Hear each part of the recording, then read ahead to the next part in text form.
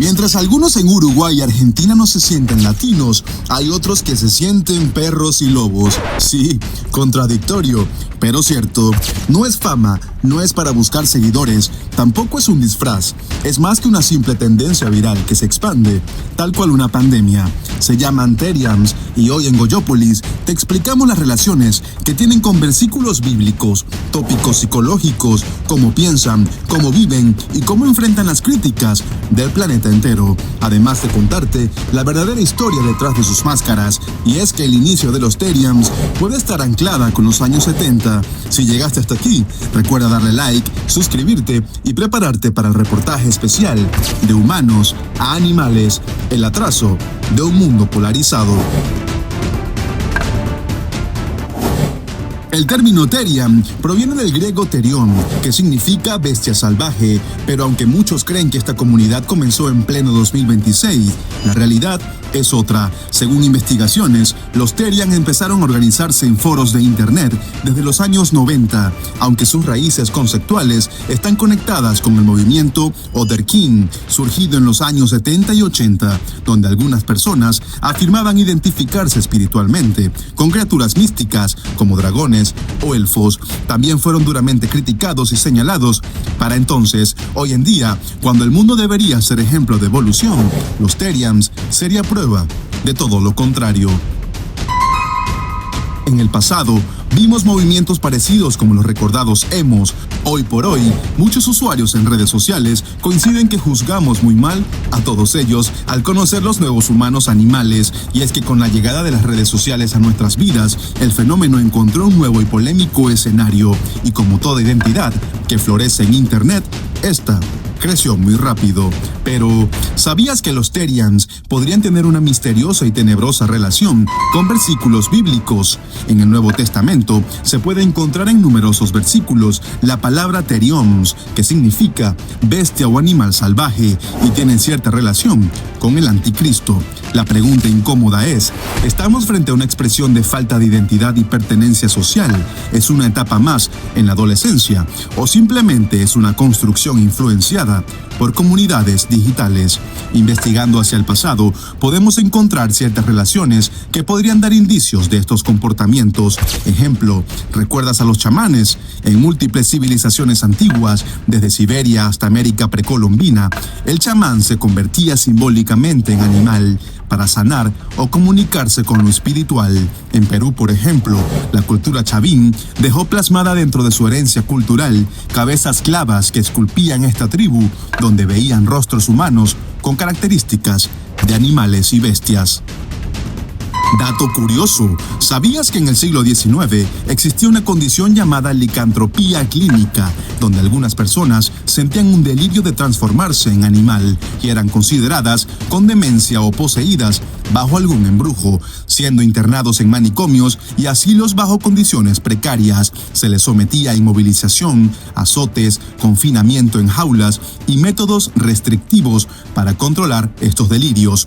Hoy, el fenómeno es distinto, pero la referencia histórica demuestra que la idea no es nueva. Y es que sí, la humanidad desde hace siglos atrás siempre ha mezclado lo humano con lo animal en su imaginario.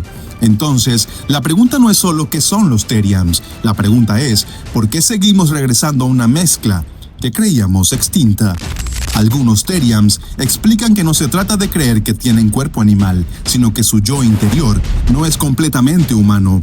Otros los describen como una experiencia espiritual o un viaje psicológico. Sin embargo, la psicología no lo clasifica como un trastorno por sí mismo, no aparece como diagnóstico formal en manuales clínicos, aunque profesionales coinciden en que podría estar vinculados con la necesidad de pertenencia o exploración del yo en etapas vulnerables. Y aunque muchos usuarios en redes sociales se burlan de sus comportamientos, quizás el trasfondo de todo esto podría ser mucho más triste y melancólico cuando se trata de jóvenes que no se sienten incluidos como humanos en una sociedad que cambia año tras año. Y es que estudios recientes de psicología social muestran que las comunidades como los Teriams ofrecen altos niveles de apoyo emocional entre sus miembros, es decir, para muchos no es solo identidad, es un refugio. Durante siglos, el ser humano luchó por diferenciarse del animal, la razón sobre el instinto, la civilización sobre lo salvaje, la moral sobre la naturaleza. Pero ¿por qué el ser humano insiste en cruzar la frontera entre lo humano y lo animal? En la Biblia, el libro de Apocalipsis describe criaturas híbridas, rostros de león, toro, águila, seres que mezclan reinos. En mitologías antiguas encontramos hombres lobos, dioses con cabezas de chacal, espíritus mitad bestia, mitad hombre, y es que la historia demuestra algo inquietante. Cada vez que la sociedad atraviesa momentos de crisis profunda, surgen movimientos que redefinen la identidad humana. En la Edad Media surgieron visiones místicas, en el romanticismo, el culto a lo salvaje y lo natural. En el siglo XX, subculturas que rechazaban el sistema. Y ahora, en pleno 2026, identidades que cuestionan la propia condición humana. ¿Estamos frente a una revolución antropológica silenciosa o solo son episodios sin sentidos en una sociedad sin identidad? Y es que en siglos anteriores, lo híbrido representaba poder. Ahora parece representar todo lo contrario.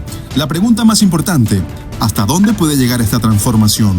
Cuando una identidad se consolida exclusivamente en comunidades cerradas online, puede reforzarse sin cuestionamiento alguno. Las redes no solo conectan, amplifican. Un adolescente confundido encuentra un foro. Ese foro valida la experiencia. Esa validación la convierte en certeza. Y la certeza se convierte en identidad. Algunos psicólogos advierten que la adolescencia es la etapa más intensa de exploración identitaria. La identidad es maleable, flexible y busca constantemente una forma. Aunque los Therians sienten un espíritu animal más vivo que el humano, sus condiciones de vida están redefiniendo juicios de valores que podrían intimidarlos más que una falsa aceptación. Ellos han indicado que no comen con las manos, ni comida de mascotas, tampoco andan caminando como animales las 24 horas del día. De hecho, no han tenido muy buena aceptación, ni siquiera por parte del mundo canino. Y es que la ternura que irradian algunas mascotas no son el mejor aliado para esta nueva generación de humanos animales originados en el sur de América y que posiblemente se expanda por demás países. Muchos se preguntan, ¿el final de los Therians estaría cerca?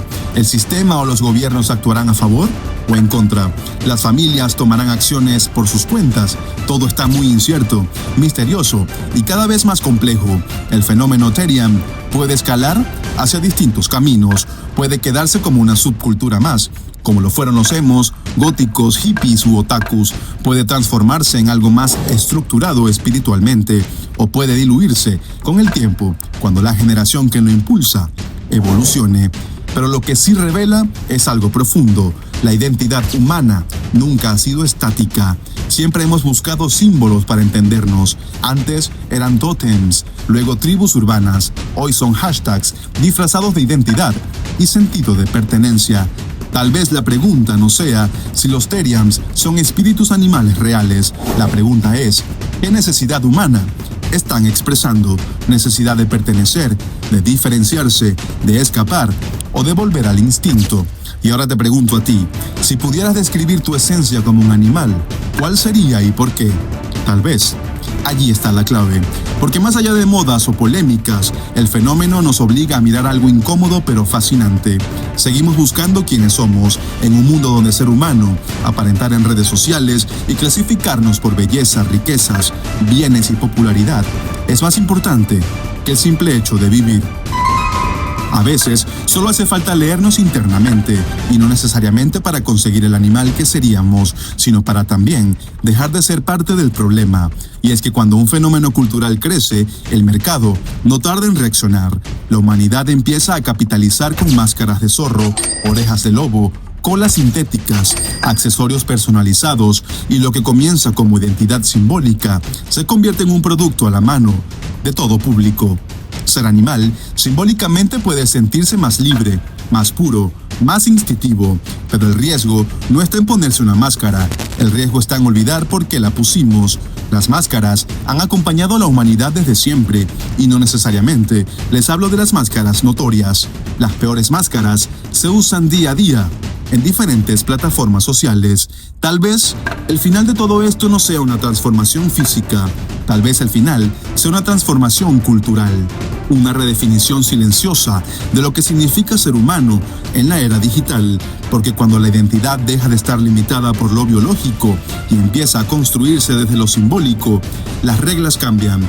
Y si hoy hablamos de Teriams, mañana podríamos estar hablando de algo aún más radical. La historia nos enseña que cada época crea sus propios mitos. La diferencia es que ante los mitos tardaban siglos en expandirse. Hoy tardan segundos. Entonces, quizás la verdadera pregunta no es ¿qué son los Teriams?, sino ¿qué estamos intentando decir sobre nosotros mismos a través de ellos? Porque cada fenómeno colectivo es un espejo y a veces lo que vemos reflejado no es un lobo, no es un zorro, no es una máscara, es nuestra propia incertidumbre.